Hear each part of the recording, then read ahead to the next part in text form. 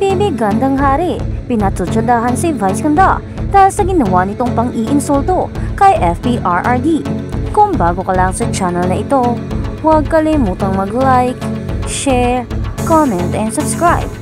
Bibi Gandang Hari, binigyan ng matalim na lilim kay Vice Ganda dahil sa di umano'y pang-iinsulto kay dating Pangulong Rodrigo Duterte. The drama that's shaking Philippine showbiz. Ang industriya ng entertainment sa Pilipinas ay hindi istanghero sa drama. Ngunit ang pinakabagong kontrobersyang ito ay nag-aapoy sa social media. Dalawa sa pinaka-outspoken at unapologetic na personalidad sa bansa, sina Bibi Gandang Hari at Vice Ganda, ay nasa gitna ngayon ng isang online na bagyo matapos magpakita si Bibi ng pointed shade sa unkabogable star dahil sa di umano'y pang-iinsulto kay dating Pangulong Rodrigo Roa Duterte sa isang live show segment. Nagsimula ang lahat sa isang joke. Si Vice Ganda na kilala sa mabilis na pagpapatawa at madalas na kontrobersyal na mga punchline ay nagbigay ng komento sa isang komedya na itinuturing ng ilang bilang direktang job sa FPRRD. Ang komento na inihatid sa primetime na telebisyon ay umani ng tawa mula sa studio audience ngayon, ngunit mabilis na nag-trigger ng tidal wave ng mga reaksyon online. Sa loob ng ilang oras, nagtrending sa X or dating Twitter ang mga hashtag tulad ng hashtag RespectFPRRD at hashtag ViceApologize.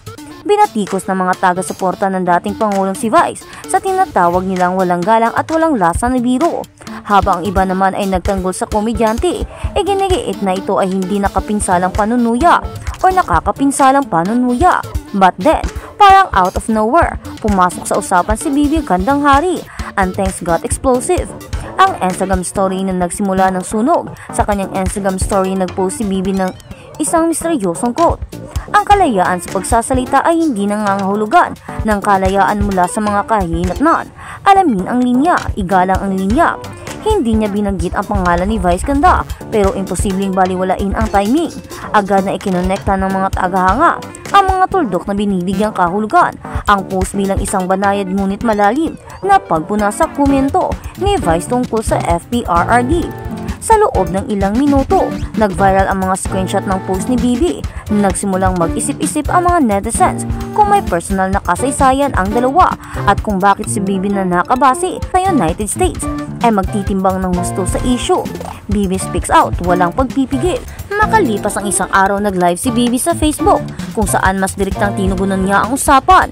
Bagamat iniiwasan pa rin niyang sabihin ang pangalan ni Vice ng diretso, binanggit niya ang isang komedyante na nagtatago sa likod ng katatawanan upang insultuhin ang mga pinuno at hatiin ang bansa.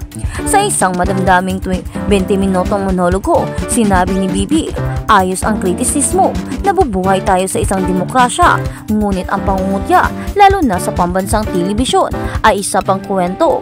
Maaaring nagpapatawa ka, ngunit humuhubog ka rin ng mga opinyon. And when you cross the line into personal insult, that's no longer comedy, that's character assassination.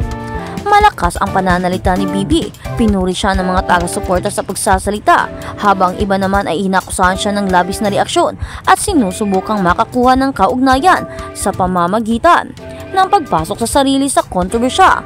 Ang tugon ni Vice Ganda, pinaghalong katatawanan at defiance. Si Vice na hindi nahihiyang tugunan ang mga issue ay tumunggon sa sarili niyang late night show na may isang ngiti, siya ay biniro. Ang ilang mga tao ay nag-iisip na sila ay nagtatapon ng lilim, ngunit honey, nakatira ako sa spotlight. Nagtawanan ang mga manonood, ngunit hindi tumigil doon si Vice. Idinagdag niya ang komedya ay tungkol sa katotohanang nababalot ng katatawanan. Kung nasaktan ka, baka hindi mo lang gusto ang katotohanan. Bagamat direktang pinangalanan ni Vice si Bibi, hindi mapag-aalinlangan ang mga mapaglarong jobs. Muling sumabog ang social media kung saan ang mga tagahanga ng parehong celebrity ay nakikipagpalitan ng Barb's own life. Mga politikang linya na iginuhit sa buhangin ang naging dahilan kung bakit mas nasusunog ang dramang ito ay ang gulo sa politika. Ang FPRRD ay nananatiling isa sa mga pinaka-polarizing figure sa kamakailang kasaysayan ng Pilipinas na may milyon-milyong tapat na taga-suporta direkta at parehong masigasig na mga kritiko. Sa pamamagitan ng pagtimbang sa biro ni Vice, epektibong inihanay ni Bibi ang sarili sa kampo ni Duterte, sinadya man o hindi. Nabanggit ng mga komentarista sa politika na ang insidente ay isang perpektong halimbawa kung paano malalim ang pagkakaugnay ng showbiz at politika sa Pilipinas. Sa bansang ito, ang isinulat ng isang analysis or analyst, isang biro mula sa isang tanyag na tao ay maaaring mag-udyok ng isang pambansang debate sa politika. Ang mga tagahanga ay pumunta sa digmaan. Dinagsa ng mga tagasunod ni Bibi ang kanyang mga pahina sa social media na mga mensahe ng suporta na pinalakpakan ang kanyang katapangan na manindigan para sa paggalang kahit na nakatira sa ibang bansa. Samantala gumanti naman ang mga tagahanga ni Vice na inakusahan si Bibi na masyadong sensitibo at nakasakay sa clout wave. Nagsimulang mag-trend ang mga hashtag tulad ng hashtag Team Vice, hashtag Bibi Got No Chill na lumikha ng online na larangan ng digmaan kung saan walang komentong masyadong maliit at walang memes or meme na masyadong mabangis. Ang ilang mga gumagamit ay nagsimulang maghukay ng mga lumang panayam at pahayag mula sa parihong mga kilalang tao, umaasa na makahanap ng mga bala upang sumurtahan ang kanilang panig, ang hidden history between Bibi and Vice. Habang lumalaki ang drama, nagsimulang mag-isip ang mga entertainment vlogger tungkol sa posibleng personal na kasaysayan sa pagitan ni Bibi at Vice. Ang ilan ay nag-claim na sila ay nag-clash ilang taon na ang nakalipas dahil sa isang hosting gig. Habang iba naman ay nagmungkahi na mayroon silang matagal na pagkakaiba sa creative.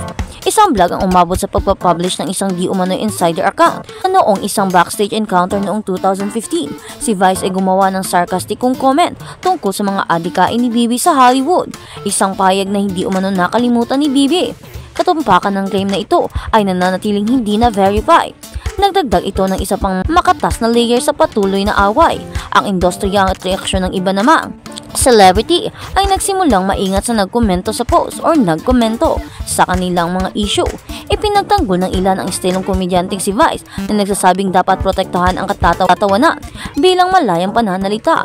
Ang iba ay pumanig kay Bibi na binagyang diin ang kahalagahan ng paggalang ng mga pinuno ng politika anuman ang personal na opinyon. Kapansin-pansin ang veteranong host at komedyante na si Joey De Leon ay nagtimbang na nagsabing ang komedya ay parang sili, maanghang daw pero sa sobrang pampalasa, mapapaso ang dila mo, ang kalalabasan o ang simula. Lumipas ang mga araw, hindi na umatras si Bibi at Vice.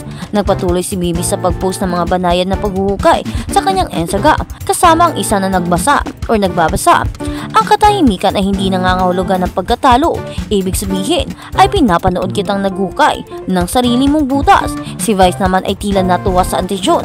Naghulog ng mga tusong one-liner sa kanyang mga palabas na nagpapanatili ng mga manunood at online ng mga pahina ng chismis na umuugo. Ano ang susunod? Akaharap kaya si Bibi Vice sa direktang pagharap at papasok ba ang network upang palamigin ang apoy o ang away na ito ay magiging isang matagal na saga na muling tutukuyin ang dynamics ng Philippine entertainment? Isang